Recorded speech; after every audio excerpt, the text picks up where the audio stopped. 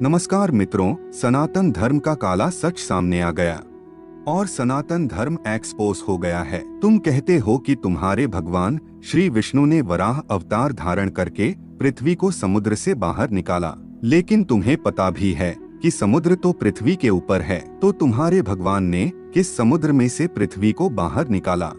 अब बताओ कितना भ्रम फैलाया है तुम्हारे सनातन धर्म वालों ने। हमने तुम्हारे धर्म को एक्सपोज कर दिया है। ऐसा कहकर कई सनातन धर्म विरोधी लोग सनातन धर्म का उपहास करते हैं, लेकिन उनको पता नहीं है कि वह सनातन धर्म का नहीं, लेकिन खुद अपना और अपने घुटनों में रखे दिमाग का उपहास कर रहे होते हैं। 95% लोग ऐसे होते हैं जिन्होंने कभी सनातन धर्म के ग्रंथों को पढ़ा नहीं होता है और उन्होंने सिर्फ धार्मिक टीवी सीरियल और फिल्में देखी होती है और उन्हें देखकर सनातन धर्म पर टीका टिप्पणी करने लगते हैं। टीवी सीरियल और फिल्मों का उद्देश्य मात्र लोगों का मनोरंजन करना होता है। लोगों को जो अच्छा लगता है और जिनसे 2 घड़ी लोगों के मन का रंजन हो जाए, ऐसी बातों को वह लोग बताते हैं। सनातन धर्म के रहस्यों को उजागर करना उनका उद्देश्य नहीं होता है। हमारे वेद, उपनिषद और पुराणों में कई कथाएं बताई गई है और इन कथाओं का मतलब जिस तरह से हमें टीवी सीरियल और फिल्मों में बताया या समझाया गया है वह नहीं है, लेकिन यह कथाएं कई सारे रहस्यों को समेटे हुए हैं और इनका कोई दूसरा ही गूढ़ अर्थ निकलता है। आप चाहे वेद पढ़ो, उपनिषद पढ़ो या पुराण, अगर आप इन रहस्यों को डिकोड नहीं कर पाए तो यह ग्रंथ आपको एक सामान्य कथाओं से भरी किताब लगेगी। आपको कोई वैज्ञानिक तथ्य या आश्चर्यजनक ज्ञान की प्राप्ति नहीं होगी। लेकिन अगर एक बार आप उन रहस्यों को डिकोड करने लगे तो इस पृथ्वी पर इससे बड़ा कोई खजाना नहीं होगा। अब बात करते हैं भगवान विष्णु के वराह अवतार की। सामान्य रूप से जब हम विष्णु पुराण में भगवान वराह अवतार की कथाएं पढ़ते हैं तो उसमें बताया गया है कि सतयुग में दिति और कश्यप ऋषि के मिलन से हिरण्यकशिपु और हिरण्याक्ष नाम के 2 राक्षसों का जन्म होता है। यह 2 राक्षस ब्रह्मा जी से वरदान प्राप्त कर सृष्टि में उत्पात मचाने लगते हैं। हिरण्याक्ष नाम का राक्षस पृथ्वी को समुद्र में छिपा लेता है और इस पृथ्वी को जल में से बाहर निकालने के लिए भगवान विष्णु वराह का अवतार लेते हैं और हिरण्याक्ष का वध करके पृथ्वी को समुद्र में से बाहर निकालते हैं। तो भगवान विष्णु के वराह अवतार के रहस्य को समझने के लिए हमें हिरण्यकशिपु और हिरण्याक्ष नाम के 2 राक्षसों को भी समझना पड़ेगा। आखिर क्या मतलब है इन 2 राक्षसों का? राक्षस के बारे में सामान्य धारणा यह है कि राक्षस यानी बड़ा ही विकराल, अट्टहास्य करने वाला, माथे पर सिंग वाला, शक्तिशाली इंसान जैसा दिखने वाला प्राणी। लेकिन राक्षस का मूल अर्थ होता है कि जो शांति में अशांति फैलाए, जो जीवन को आगे बढ़ाने में बाधक हो, जो विनाश को जन्म देने वाला हो, जो सृष्टि के कार्यों में बाधा उत्पन्न करे, जो नकारात्मकता फैलाए, ऐसी कोई भी वस्तु, व्यक्ति, प्राणी, परिस्थिति या तत्व को राक्षस या दानव कह सकते हैं। और अगर हमें वराह अवतार की कथा का रहस्य जानना है तो हमें इन हिरण्याक्ष और हिरण्यकशिपु राक्षसों का भी गूढ़ अर्थ और रहस्य को समझना पड़ेगा।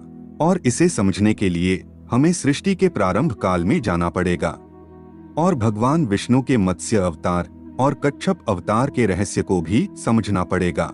तो आइए हम भगवान विष्णु के मत्स्य अवतार और कश्यप अवतार के ऊपर एक दृष्टिपात कर लेते हैं।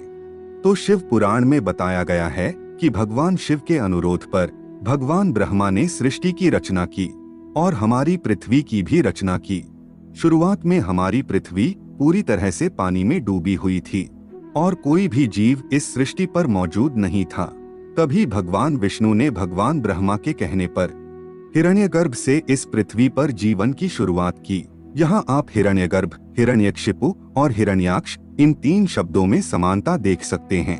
अब आप कहेंगे कि यह हिरण्यगर्भ क्या है? तो हमारे वेदों में हिरण्यगर्भ को ही सभी जीवों का आदि स्रोत माना गया है। हिरण्य का मतलब होता है कीमती धातुओं का रस और हिरण्यगर्भ का मतलब है कीमती सुनहरी धातुओं के रस का गर्भ। और इस पृथ्वी पर जीवन की शुरुआत भी इसी रस से बनने वाले एक कोशीय सजीव से हुई है।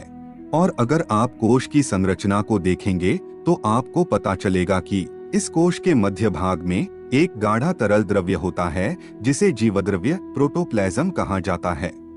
और इस जीवद्रव्य का निर्माण कार्बन, हाइड्रोजन, ऑक्सीजन तथा अनेक कार्बनिक यानी ऑर्गेनिक तथा अकार्बनिक यानी अनऑर्गेनिक पदार्थों द्वारा हुआ होता है।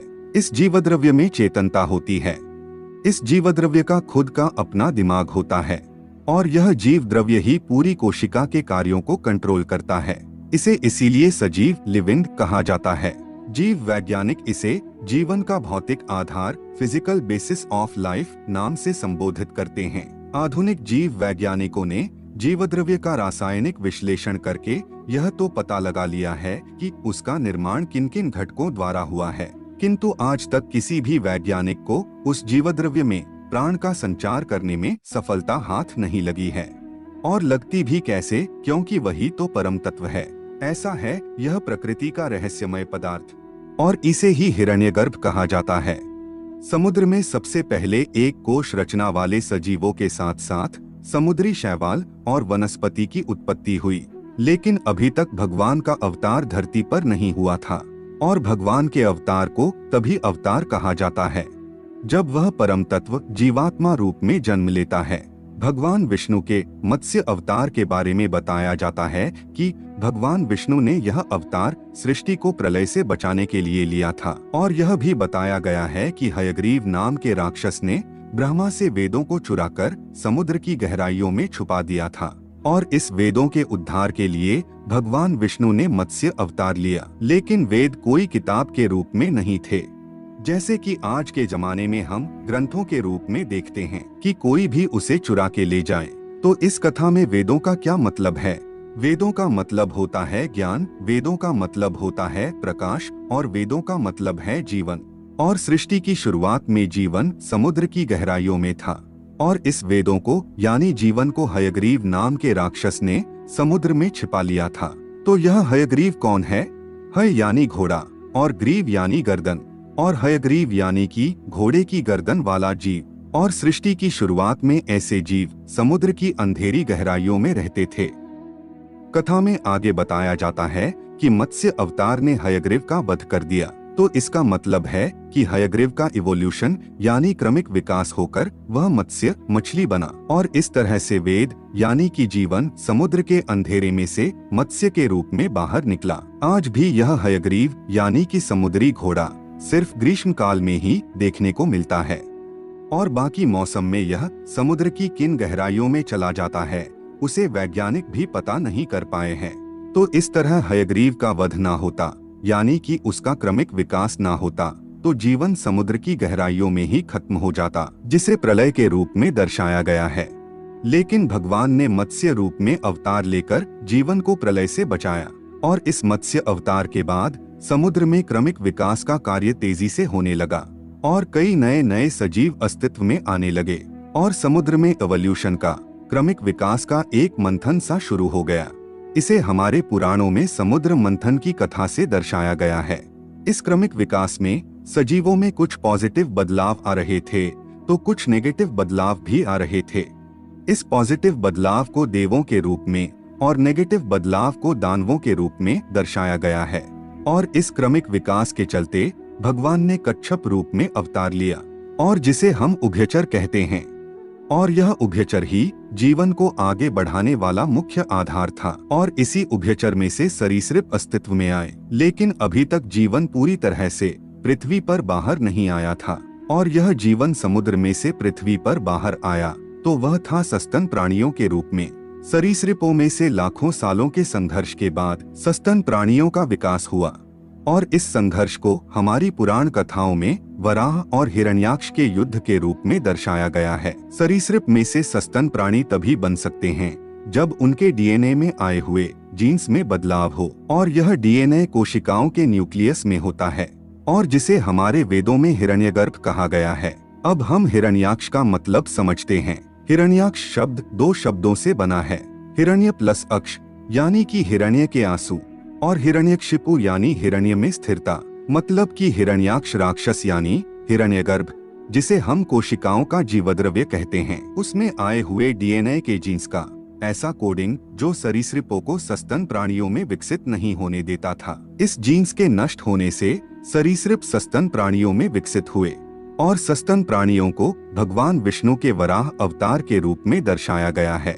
और इन सस्तन प्राणियों से जीवन समुद्र में से पूरी तरह से धरती पर पृथ्वी पर आया, जिसे बताया जाता है कि भगवान वराह के द्वारा पृथ्वी को समुद्र में से बाहर लाया गया।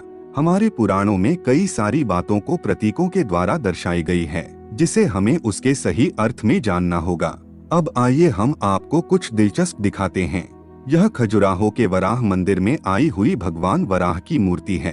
आप इस मूर्ति के नीचे भगवान वराह के पैरों में पड़े हिरण्याक्ष को देख सकते हैं, जिसे एक सरीसृप के रूप में दर्शाया गया है। अब हम आपको उदयगिरी की गुफाओं में आई हुए भगवान वराह के स्कल्पचर को दिखाते हैं। इसमें भी आप साफ तौर से देख सकते हैं कि हिरण्याक्ष नाम के राक्षस को यहाँ सर्प के रूप में दर्शाया गया है, जो हारकर भगवान वराह के पैरों में पड़ा है और भगवान वराह ने पृथ्वी देवी को ऊपर उठाया हुआ है। तो प्राचीन निर्माताओं ने हिरण्याक्ष नाम के राक्षस को सरीसृप के रूप में क्यों दर्शाया है? क्योंकि प्राचीन निर्माता भगवान वराह अवतार के रहस्य को अच्छी तरह से जानते थे। आशा करते हैं आप भी भगवान वराह के अवतार के रहस्य को समझ गए होंगे। अगर आपको हमारी यह प्रस्तुति पसंद आई है तो कमेंट में जय श्री हरि विष्णु जरूर लिखना।